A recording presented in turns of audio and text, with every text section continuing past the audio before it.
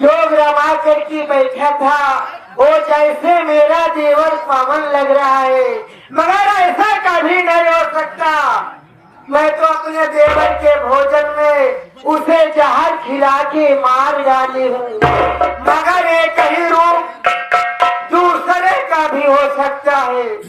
या प्रभु, मैं ढूंढते ढूंढते कितनी दूर चली आई हूँ और मैं क्या देख रही हूँ, कितना अच्छा गुलशन का बगीचा एक फूलों से सजा, कितना रमणीक और सुंदर लग रहा है। जैसे किसी राजा महाराजा का लग रहा है। वो सामने बोर्ड लगा है, एक गुलशन का बगीचा, महाराज चूड़ा मर क्या है। वो उस बार आई थी, मैं अपने कानों से सुनी थी और मुनादी हुई थी। आज के दिन 8 तारीख को एक इंसान की फांसी होगी और मैं यहाँ से कहीं नहीं जाऊंगी। चल रही हूँ, बैठ करके पूजा पाठ करूंगी, माला जाप करूंगी और मैं देखूंगी वो कौन सा इंसान है जिसकी आज फांसी होगी। कैसे लालता खलनायक को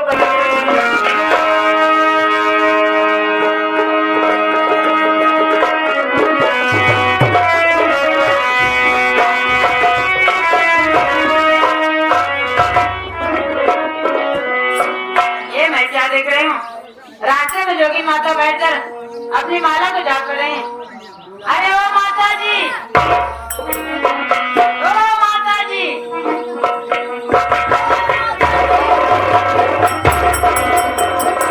प्रणाम माता जी। आपकी बात जो है बहुत घबराई लग रही हो, जो जोगी माता के पास आई हो बच्ची, बोलो माता जी, मैं आपके पास आई हूँ, आप मेरा हाथ देखिए ना माता जी। क्या मैं आपके पास हाथ दिखाने आई तुम हूँ। अपना हाथ दिखाने आई हो? हाँ। ठीक है, दाएं हाथ दो बच्ची। ये माता जी। अरे बच्ची, ये तुम्हारे दाएं हाथ की रेखा बता रही है तुम बहुत भारी पाप कर रही हो। पाप ये क्या कर रही हो माता जी? मैं कौन सी बात कर रही हूँ? तुम पाप कर रही हो। तुम एक निर्दोष इंसान से जबरदस्ती जवानी के जोश में आकर के अपनी जवानी नहीं बर्दाश्त कर पाई, तुम उससे प्यार करना चाहती थी और वो इंसान तुम्हारे प्यार को ठुकरा दिया। आज तुम गुस्से में आ गई, एक बात नहीं मानी, उसको ले गई अपने पिताजी के कैद खाने में कैद करके रखी हो। दोनों बच्ची ये बात सच है कि झूठी? हाँ माता जी, ये बात सच है, लेकिन बताइए माता जी कैसे होगा माता जी? देखो, तुम्हारा सब दुख दूर हो जाएगा इसी वक्त। चलो राज दरबार में, जो इंसान कैद खाने में बंद है उसको वहाँ से रिहा करा दो, सारा पाप दूर हो जाएगा और तुम सुहागन भी बन जाओगी बच्ची। ये क्या कर रहे हो माता जी? देखो, ये 4 दिन की जवानी है, तुम जवानी अपनी बर्दाश्त नहीं कर पाई हो। ठीक है, चलो कारे खूने एक ही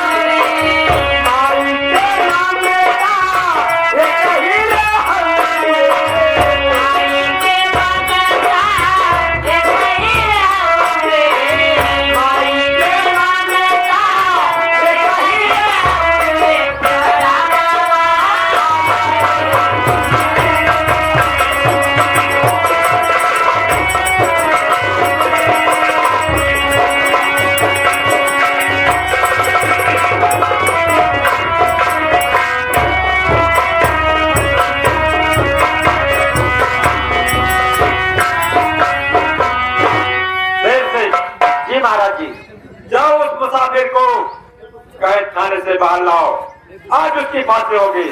जी महाराज जी।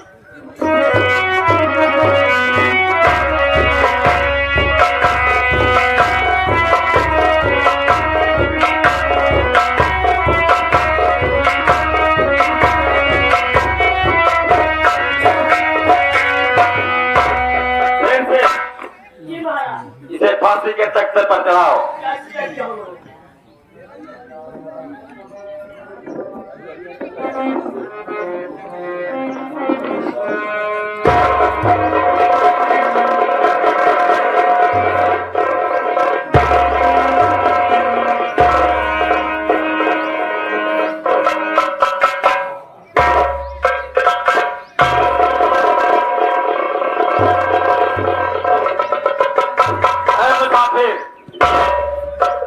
आज तुम्हारी फांसी हो जाएगी, तुम्हारी अंतिम इच्छा पूरी की जाएगी।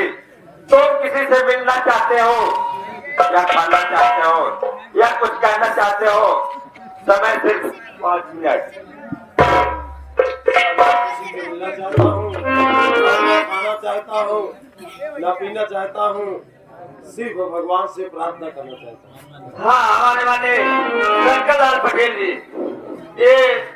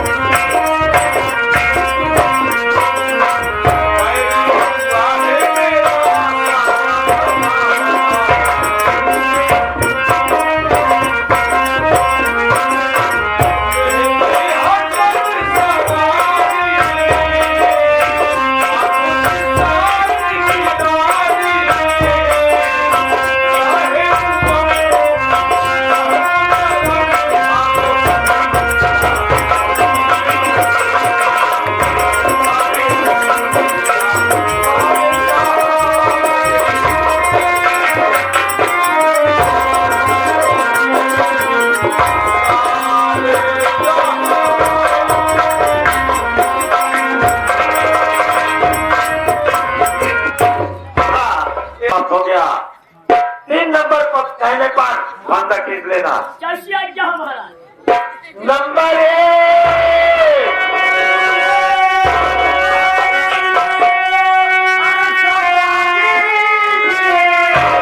आप सर पे न मिले महाराज, सरनाई पाप जाया हर भोगे सजा, न्याय की जय समझकर महाराज।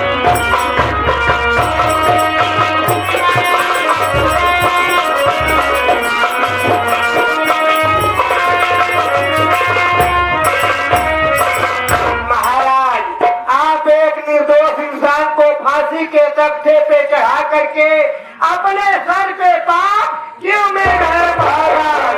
ये दोषी नहीं बल्कि निर्दोष है। आप तो अन्याय कर रहे हैं महाराज। आज मैं आपके दरबार में पहली बार देख रही हूँ जो आप अन्याय कर रहे हैं महाराज। ये निर्दोष है, हाँ महाराज। लेकिन जोगिन माता, इसे देखकर तुम्हारे आंखों में आंसू और इसे देखकर क्यों रो रही हो?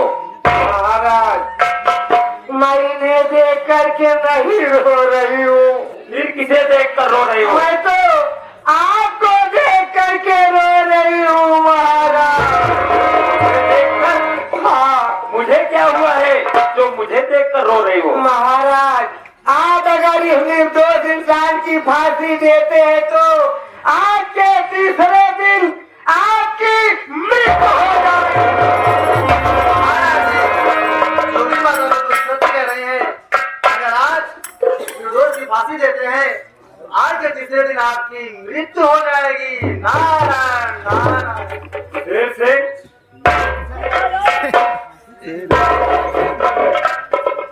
यही बात जोगी माता कह रही है, यही बात जोगी बाबा कह रहे हैं। लेकिन जोगी बाबा, मैं कैसे विश्वास कर लूं कि ये निर्दोष है? महाराज जी, अगर आपको मेरा विश्वास नहीं हो रहा है, आप जिसके कहने पर इस निर्दोष की फांसी दे रहे हैं उसी को बुलाकर पूछ लीजिए। दूध का दूध, पानी का पानी खुदा हो जाएगा। इसकी फांसी को मैं अपनी बेटी चंद्रकिरण के कहने पर दे रहा हूँ। तो महाराज जी, आप अपनी बेटी चंद्रकिरण को बुलाकर पूछ लीजिए, सच्चाई सामने खुद आ जाएगी। ठीक है, जैसे मेरी बेटी चंद्रकिरण को हाजिर किया जाए।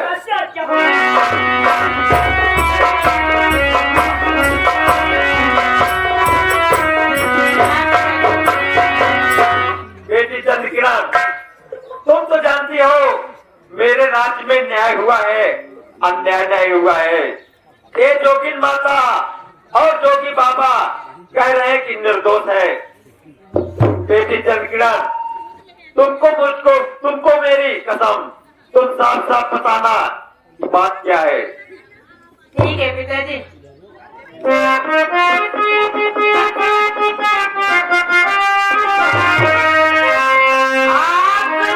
पाँव पड़ती पिता इस घड़ी, ए निर्दोष पिताजी ये सच कह रही, उठा इल्जाम इन पे लगाई हूँ मैं, आपसे सच कहती बस खबरदार रख ले तू अपनी जुबान, देखना तेरी सूरत गवारा नहीं। एक निर्दोष को फांसी दिलवाए कर, पाप सर पे हमारे तुम मरवा नहीं।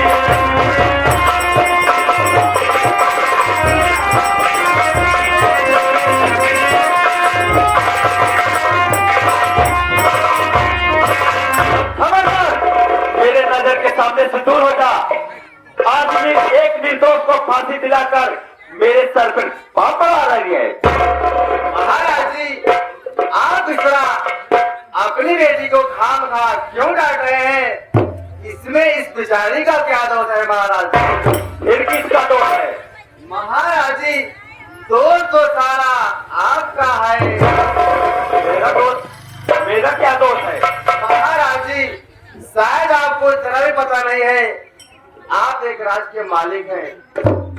आपको महाराज जी आपकी बेटी शादी हो गई है।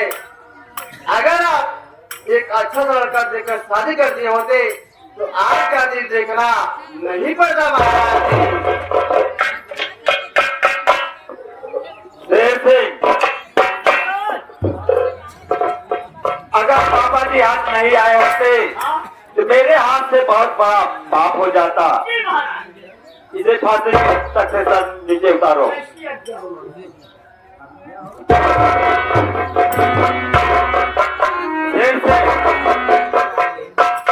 शेर सिंह,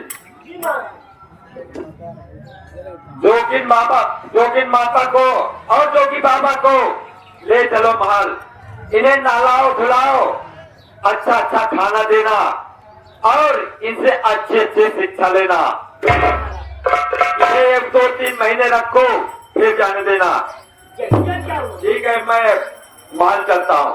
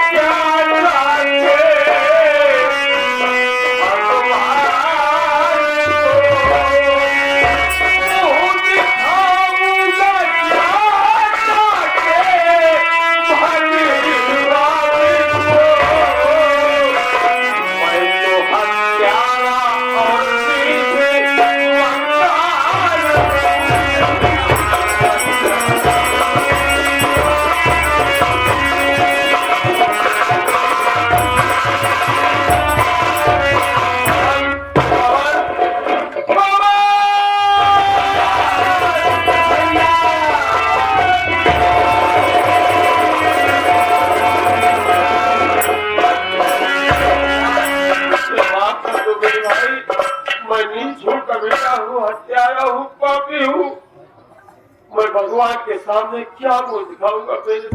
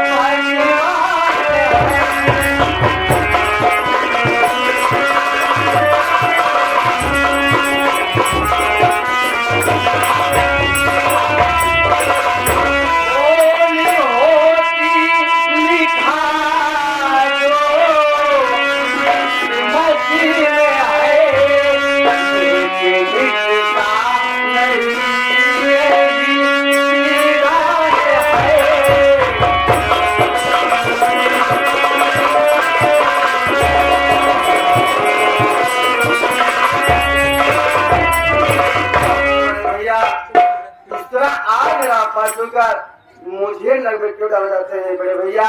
इसमें आपका कोई दोष नहीं बड़े भैया। आप भी किसी के बागान में आ गए, लेकिन आपकी इतनी सी गलती जरूर है। आपको उस हरामी की बात को मानने से पहले आपको मेरे प्रति बड़े भैया समझ सही था। आखिर मेरा मुन्ना कैसा है? आखिर उसने तो वह व्यवहार मेरे साथ किया है, शायद कोई भाई किसी के साथ किया हो।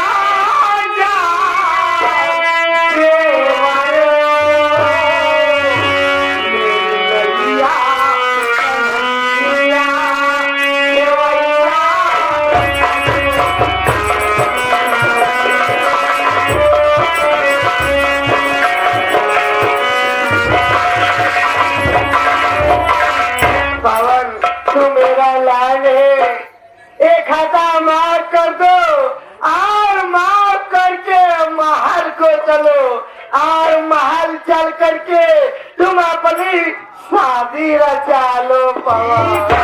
भाई ना मेरी बात सुनिए।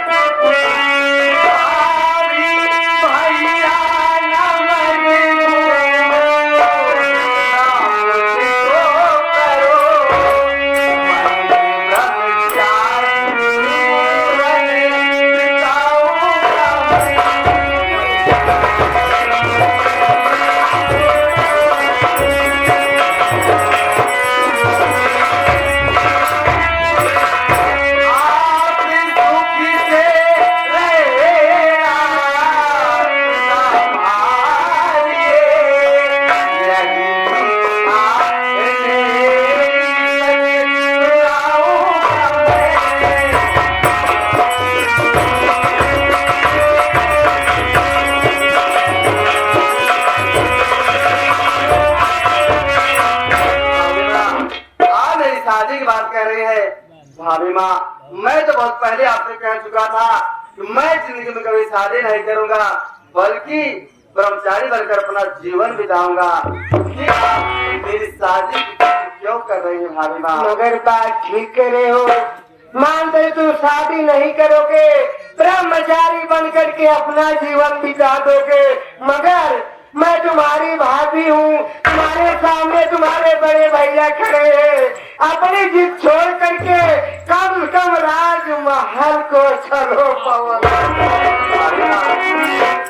किसी का शौक नहीं इस अवस्था में कोई बार ब्रह्मचारी बनकर अपना जीवन बिताए। आप तो जानते हैं कि बचपन में मेरे माता पिता नहीं रहे, उनका प्यार दुलार नहीं मिला, उनके बदले में आप सबका प्यार दुलार मिला। आप ही सब मेरे माँ बाप हैं, इसलिए मैं शादी नहीं किया। सोचा अगर मैं शादी कर लूंगा तो मैं आप सबकी सेवा से वंचित हो जाऊंगा, मैं अपनी शादी में उलझा रहूंगा, इसी से मैं शादी नहीं करना फिर नहीं समझा। और मैं सोच लिया कि मैं अपना जीवन बनाऊंगा बनाकर, इसी से मैं अपना शादी नहीं कर। भाभी माँ महल को नहीं चलोगे? भाभी माँ आप कह रहे हैं तो मैं सदैव के लिए तो महल नहीं चलूंगा, लेकिन कभी कभी दर्शन देने के लिए अथवा दर्शन देने के लिए जरूर आऊंगा। ठीक है कौन, जहाँ रहो खुशहाल रहो, ये तुम्हारी भाभी कुमार तुम्हारे लग जाए, तुम्हारे ऊपर कभी किसी प्रकार का दुख तकलीफ संकट आने न पाए। क्या बात है बड़े भैया? तुम तो ये कह रहे थे कि मैं अपनी शादी नहीं करूंगा, आप ये भी कह रहे हो कि शादी नहीं करूंगा, लेकिन ये तुम्हारे पास अरे बाबा, भैया ये क्या कह रही? बड़े भैया मैं आपसे सच ही कहा था कि मैं जिंदगी में अपनी शादी नहीं करूंगा। बड़े भैया मैं आपको छुड़ाने के लिए लड़की से शादी करने का नाटक किया था। बड़े भैया मैं शादी नहीं कर... जल्दी करता बिहावा पछाड़ा भैया लोग बताता है मगर एक ऐसी लड़की है बार बार शादी की बात कर रही है, लग रहा है एकदम जवानी के जोश में आ गई है। बाबा आज की मौत चले बड़े भैया भाभी आप लोग तो नरम लिहाज बा, ये भैया भाभी खड़ा है तो शादी की बात करत था। बड़े भैया भाभी आप लोग चलिए बाहर, मैं इसे समझा कर इसे भगा दूंगा। आज इसकी चिंता मत करिए बड़े भैया। जैसे तुम्हारी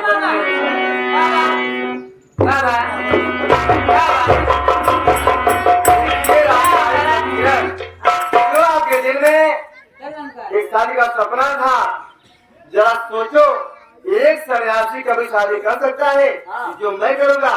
देखो अब तुम्हारे पिताजी की आंखें खुल गई है, अब तुम्हारी शादी एक अच्छा सा लड़का देखकर तुम्हारी शादी कर देंगे और तुम्हारा जीवन खुशहाल हो जाएगा। हम बोले शादी कर ठीक बा। एक बात माने रहा तू जब जबर कहा कि करता कहे नहीं लिया हाँ